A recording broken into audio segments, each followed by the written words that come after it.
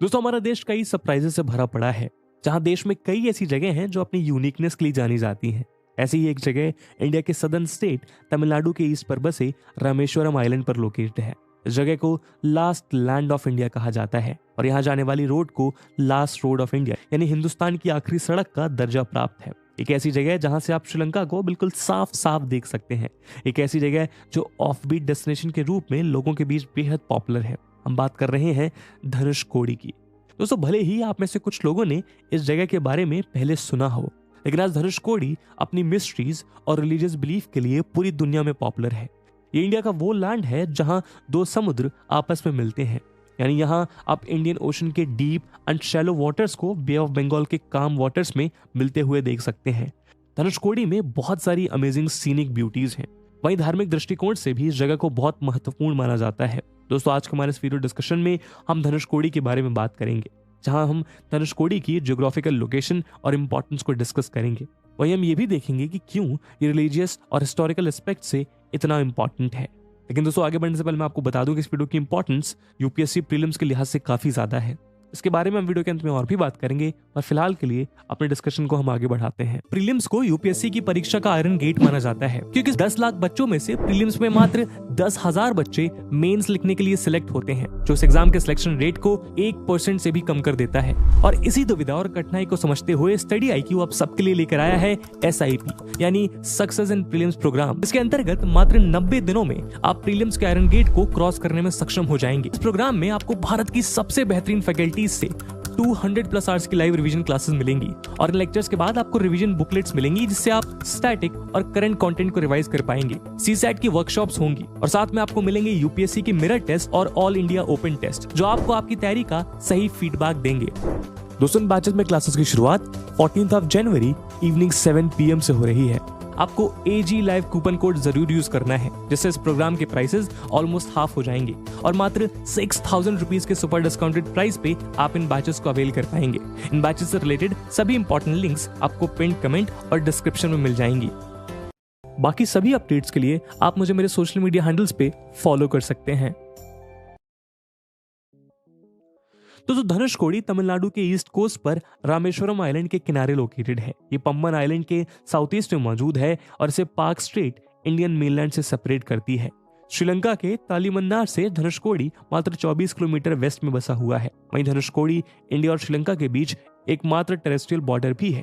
धनुषकोडी की total length सिर्फ 50 yards है, इसलिए इस जगह को वर्ल्ड की सबसे छोटी जगह यानी one of the shortest places in the world कहा जाता है। आज ये खास जगह अपने ऑफबीट टूरिज्म एक्सपीरियंस के लिए जानी जाती है, जहां हर साल बड़ी संख्या में लोग दिन के वक्त घूमने आते हैं, लेकिन शाम होने से पहले सभी लोगों को वापस रामेश्वरम भेज दिया जाता है, क्योंकि यहाँ रात में घूमना या रुकना मना है। रामेश्वरम से धनुषकोडी का रास्ता 15 किलोमीटर लंबा है, जो कि एक्सट्रीमली डेजर्टेड है। लेकिन अब सरकार इस समस्या का समाधान तैयार कर रही है, ताकि इस डेजर्टेड जर्नी को इजी और कन्वीनियंट बनाया जा सके। दोस्तों, Dhanushkodi religious point of view से भी काफी इंपॉर्टेंट है। ऐसी मान्यता है कि धनुषकोडी वो जगह है जहां से समुद्र के ऊपर राम सेतु का निर्माण किया गया था। रामायण के अकॉर्डिंग जब भगवान राम लंका जा रहे थे, तब उन्होंने हनुमान को एक पुल बनाने का आदेश दिया था, ताकि वानर सेना समुद्र को पार कर सके। इस पुल के बनने के बाद और भगवान श्री राम के श्रीलंका पहुंचने के बाद जब उन्होंने रावण को जीत लिया, तो विभीषण ने उनसे कहा कि आप उस पुल को तोड़ दीजिए, और उस पुल को तोड़ने के लिए भगवान श्री राम ने अपने धनुष से इस पुल पर प्रहार किया, जिससे ये पुल टूट गया। और कहा जाता है कि इसी वजह से इसका नाम धनुषकोडी पड़ा, जिसका मतलब है एंड ऑफ द बो। आपको बता दें कि तमिलनाडु में कोटी या कोडी का अर्थ सिरा होता है। धार्मिक मान्यता की वजह से लोग यहाँ स्नान भी करने आए हैं। कई लोग ऐसा मानते हैं कि यदि जो लोग काशी में गंगा स्नान करते हैं वो धनुषकोडी में आकर स्नान कर लें, तो उनकी तीर्थ यात्रा सफल हो जाती है। इन सब के अलावा धनुषकोडी से जुड़ा एक हिस्टोरिकल इवेंट भी है। दरअसल 1893 में जब स्वामी विवेकानंद अमेरिका में हुए धर्म सांसद में पार्टिसिपेट करके लौट रहे थे, तब वो इंडिया में सबसे पहले धनुषकोडी ही गए थे। दोस्तों, धनुषकोडी पहले रामेश्वरम से बड़ा शहर हुआ करता था और इंडिया का एक बेहतरीन टूरिस्ट प्लेस था, और यहाँ एक बड़ी आबादी रहा करती थी। धनुषकोडी में एक railway station, hospital, church, hotel, post office और गवर्नमेंट का फिशरीज डिपार्टमेंट मौजूद था। लेकिन 22 दिसंबर 1964 में आए एक साइक्लोन ने सब कुछ खत्म कर दिया। ये पूरी धरती वीरान हो गई। इस इंसिडेंट में करीब 1800 लोगों की जान चली गई थी। इस दौरान एक पूरी ट्रेन ही समुद्र में समा गई थी, जिसमें 100 से ज्यादा लोग सवार थे। इस डिजास्टर्स इंसिडेंट्स के बाद से इस जगह को अनफिट फॉर रेसिडेंस घोषित कर दिया गया। हालांकि धीरे धीरे ये जगह गुलजार हो रही है और धनुषकोडी एक ट्रैवल डेस्टिनेशन के तौर पर लोगों को काफी अट्रैक्ट कर रहा है।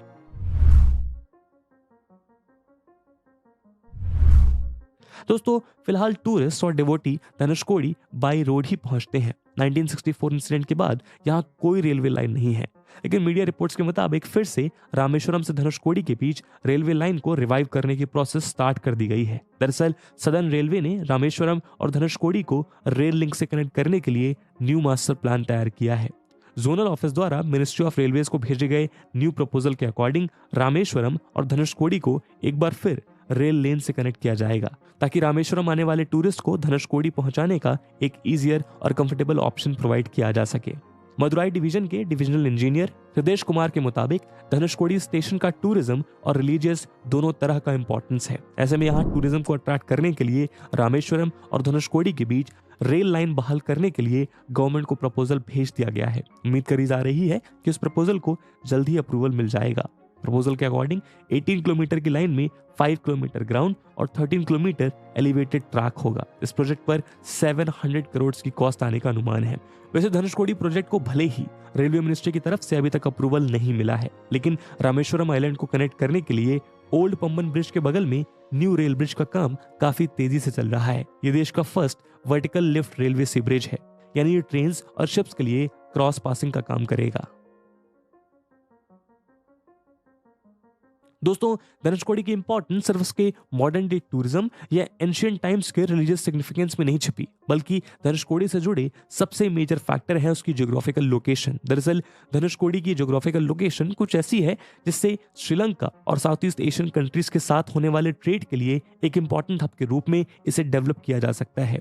ऐसा करने से इन देशों के साथ होने वाले ट्रेड को बूस्ट किया जा सकेगा। साउथ ईस्ट एशिया या श्रीलंका से आने वाले गुड्स के लिए इस एरिया को एक इंटरमीडिएट सेंटर की तरह डेवलप किया जा सकता है, जहां बाहर से आने वाले गुड्स और इंडिया से एक्सपोर्ट होने वाले आइटम्स को स्टोर और फिर डिस्पैच किया जा सके। वहीं सरकार इस एरिया को एक ट्रेड फ्री जोन के रूप में विकसित करने पर भी विचार कर सकती है, जिससे साउथ ईस्ट एशिया के साथ होने वाले ट्रेड को क्वांटम बूस्ट मिल सकता है। आज दुबई जैसे देश ऐसे ही ट्रेड फ्री जोन बनाकर लाखों करोड़ों का फॉरेन इन्वेस्टमेंट अपने देश की ओर अट्रैक्ट करने में कामयाब हुए हैं।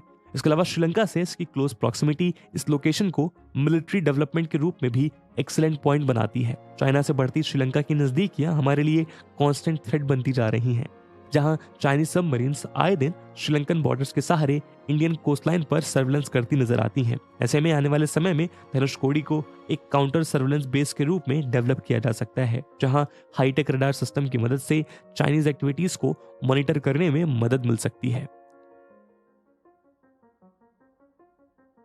दोस्तों, 1964 डिजास्टर के बाद यहां पहुंचने के सभी रूट का कनेक्शन खत्म हो गया था और ये जगह वीरान हो गई थी, लेकिन पिछले कुछ सालों में एक बार फिर ये जगह आबाद होती नजर आ रही है। ऐसे में धनुषकोडी का सफर अभी और भी लंबा है। उम्मीद करते हैं कि सरकार रामेश्वरम धनुषकोडी रेल रूट को जल्द ही अप्रूवल दे देगी। और इसी के साथ हम अपने वीडियो को अंत करते हैं। अगले वीडियो में आप भारत के किस यूनिक लोकेशन पर चलना चाहेंगे, कमेंट सेक्शन में जरूर बताइएगा। जैसा कि हमने वीडियो के पहले भाग में बताया कि इस वीडियो की इंपॉर्टेंस यूपीएससी प्रीलिम्स और मेंस के लिहाज से काफी ज्यादा है, तो उस इंपॉर्टेंस को देखते हुए एक सवाल हम आपके लिए छोड़कर जा रहे हैं। And the question is, what are the differences between special economic zone and trade free zone? Can India really boost its export and attract more foreign investment by creating trade free zones in an healthier way? And with this question my friends, that's it for the video. I hope आपको video पसंद आई होगी, और अगर पसंद आई है तो अपने दोस्तों के साथ साझा करना मत भूलिएगा। मिलते हैं अगले वीडियो में, तब तक के लिए जय हिंद, जय भारत।